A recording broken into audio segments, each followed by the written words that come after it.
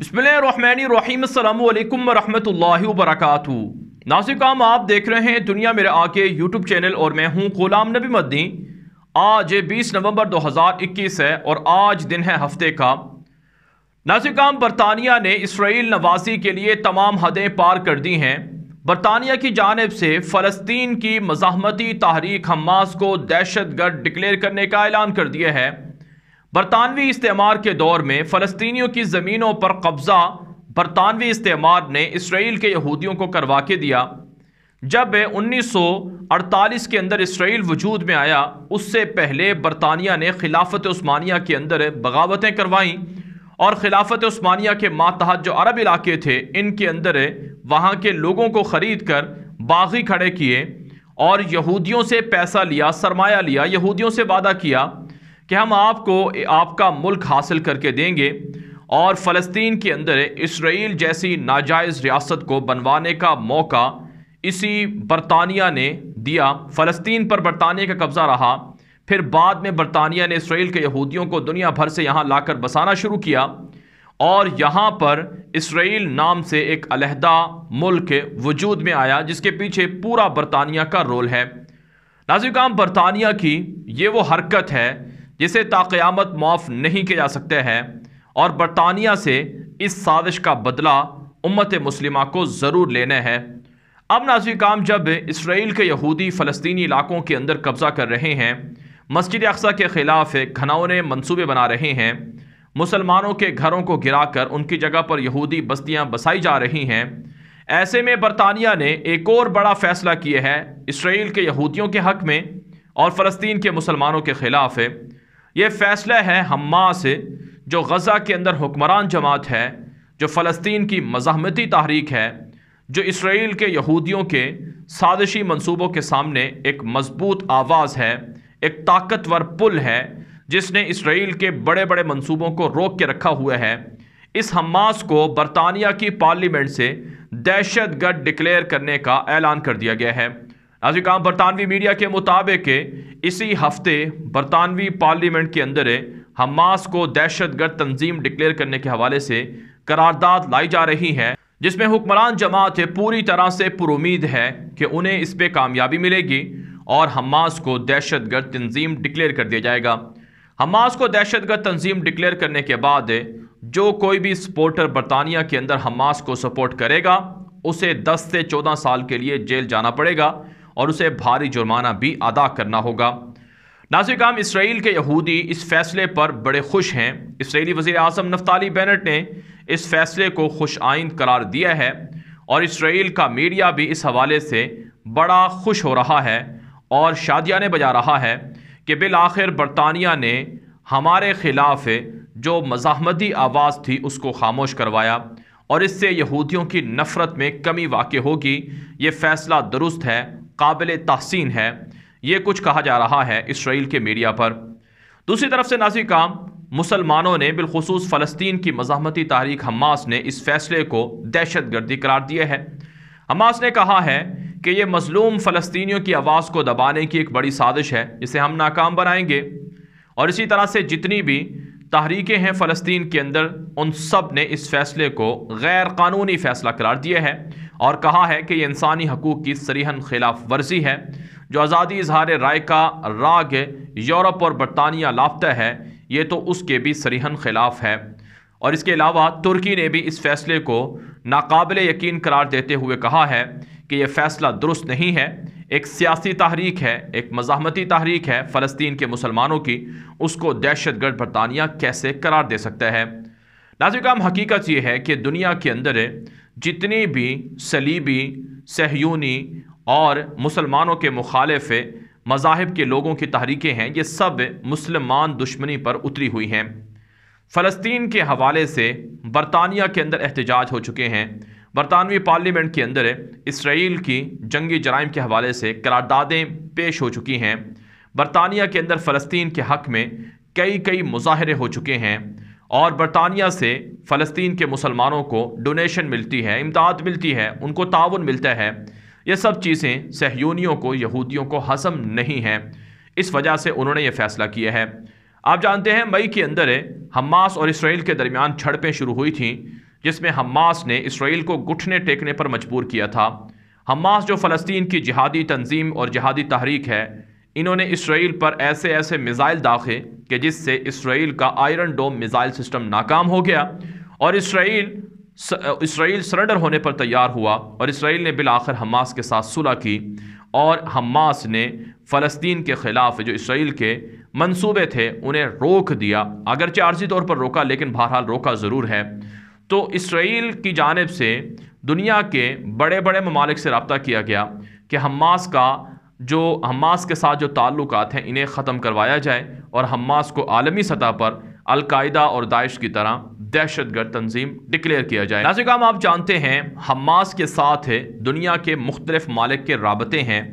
مصر حماس کے ساتھ رابطوں میں ہے، قطر کے اندر حماس کا سیاسی دفتر ہے، جس طرح سے طالبان نے قطر کے اندر دوحہ کے اندر سیاسی دفتر کھولا تھا، اور اسی طرح سے حماس کے لیڈر ترک صدر طیب اردوان سے ملاقاتیں کرتے ہیں اور ان کے خصوصی مہمان ٹھہرتے ہیں، اور دنیا بھر کے دورے بھی حماس کے لوگ کرتے ہیں۔ اور حماس کی فلسطین کے اندر اتنی پاور مضبوط ہے کہ انہیں مستقل طور پر فلسطین کے دونوں علاقوں کا یعنی ویسٹ بینک کا اور غزہ کا حکمران بننے کا بھی ایک طرح سے عوام کی جانب سے اختیار مل چکا ہے۔ اگر فیئر الیکشن ہوں تو ویسٹ بینک کے اندر بھی حماس کی حکومت آ جائے، اور غزہ کے اندر تو پہلے ہی حماس کی حکومت ہے۔ تو حماس کے خلاف جو برطانیہ کے اندر یہ قانون سازی ہو رہی ہے، اس کا اثر نہ صرف فلسطینی مسلمانوں پر پڑے گا، بلکہ اس کا اثر جو ممالک حماس کے ساتھ تعلقات رکھتے ہیں ان پر بھی پڑے گا۔ برطانیہ ترکی کے خلاف پابندیاں لگا سکتا ہے، برطانیہ قطر کے خلاف، مصر اور دیگر ملکوں کے خلاف بھی پابندیاں لگا سکتا ہے، کیونکہ برطانیہ جب اس تنظیم کو دہشت گرد ڈکلیئر کرے گا تو اس کا مطلب یہ ہے کہ دہشت گردوں کے ساتھ تعلقات رکھنے والے بھی دہشت گردوں کے معاون اور دوست ثابت ہوں گے۔ تو اس لیے ناظرین کرام، اس سے فیصلے سے براہ راست اثر اسرائیل کے یہودیوں کو مل رہا ہے۔ وہ اسرائیل کے یہودی جو روزانہ فلسطینی مسلمانوں کو شہید کر رہے ہیں، گرفتار کر رہے ہیں، فلسطینی علاقوں پر قبضہ کر رہے ہیں، مسجد اقصیٰ پر دھاوا بول رہے ہیں، ان کو براہ راست اس کا فائدہ مل رہا ہے۔ لہٰذا اس فیصلے سے مسلمانوں کو آواز اٹھانی چاہیے، اور مسلمانوں کو فلسطین کے حق میں جو بھی ترتیب ہو سکتی ہے اس حوالے سے اپنا رول پلے کرنا چاہیے۔ OIC کو اور دیگر ممالک کو، بدقسمتی سے عرب ریاستیں بھی اسرائیل کے ساتھ تعلقات بنا رہی ہیں، جس کے بعد سے حماس کو اور دیگر فلسطین کے مزاحمتی تحریکوں کو وہ بھی دہشت گرد ایک طرح سے قرار دے چکی ہیں اور ان کے ساتھ دشمنی کیے ہوئے ہیں۔ لیکن ناظرین کرام، اگر یہ مزاحمتی تحریک بھی ختم ہو گئی تو پھر اسرائیل کے یہودیوں کو گریٹر اسرائیل بنانے سے کوئی نہیں روک سکتا ہے، اور اسرائیل کے یہودی پورے جو عرب علاقے ہیں ان پر بھی قبضہ کر لیں گے۔ لہٰذا اس حوالے سے مسلمانوں کو جاگتے رہنا چاہیے۔ ناظرین کرام، ایک اور خبر آپ کے سامنے رکھتے ہیں۔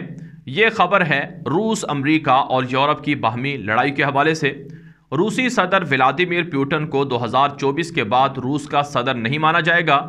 امریکی کانگریس کے اندر ایک قرارداد لائی گئی ہے جس کی روس نے مذمت کی ہے۔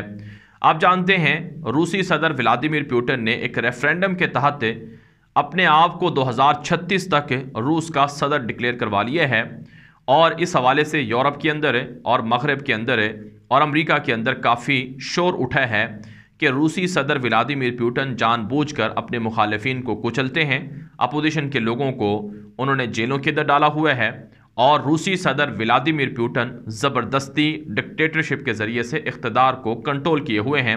لہٰذا امریکہ کو چاہیے کہ 2024 کے بعد روسی صدر ولادیمیر پوٹن کو روس کا صدر تسلیم نہ کیا جائے اور روس کے خلاف پابندیاں لگائی جائیں۔ امریکی کانگریس کے اندر قرارداد سامنے آئی ہے، اور یورپ کے اندر بھی روس کو اپنے لیے بڑا خطرہ قرار دیا جا چکا ہے۔ جو برطانیہ کے آرمی چیف ہیں وہ کئی بار کہہ چکے ہیں کہ ہمارے لیے چائنا اتنا بڑا خطرہ نہیں ہے جتنا بڑا خطرہ ہمارے لیے روس ہے۔ تو یہ سر جنگ روس، یورپ اور امریکہ کے درمیان شروع ہو چکی ہے۔ روس کی جانب سے اس واقعے کی اور اس قرارداد کی مذمت کی گئی ہے، اور کہا گیا ہے کہ ہمارے اندرونی معاملات کے اندر امریکہ کو، یورپ کو مداخلت کا کوئی حق نہیں پہنچتا ہے۔ ناظرین کرام، ایک اور خبر آپ کے سامنے رکھتے ہیں۔ یہ خبر ہے UK کی، برطانیہ کی، امریکہ کے بعد چین کے ساتھ دشمنی۔ امریکہ نے جو 2022 کے اندر اولمپک مقابلے بیجنگ چائنا کے اندر ہو رہے ہیں، اس میں شرکت کا بائیکاٹ کیا ہے، شرکت کرنے سے بائیکاٹ کیا ہے۔ اب امریکہ کے بعد برطانیہ نے بھی اعلان کر دیا ہے کہ اولمپک مقابلوں میں ہم بھی شرکت نہیں کریں گے۔ اس پر چائنا نے کہا ہے کہ امریکہ، برطانیہ اور یورپی ممالک جان بوجھ کر جو کھیلوں کے مقابلے ہیں، تفریحی سرگرمیاں ہیں، ان کو سیاست کی نظر کر رہے ہیں۔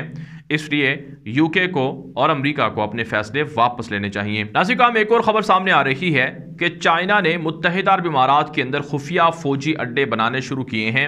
اس حوالے سے امریکہ نے خبردار کیا ہے متحدہ عرب امارات کو کہ اگر چائنا نے ان کے علاقوں کے اندر یعنی متحدہ عرب امارات میں، دبئی میں، ابو ظہبی میں یا کہیں اور پر خفیہ فوجی اڈے بنائے تو امریکہ اور یورپ اور ان کے اتحادی مل کر متحدہ عرب امارات پر پابندیاں لگائیں گے۔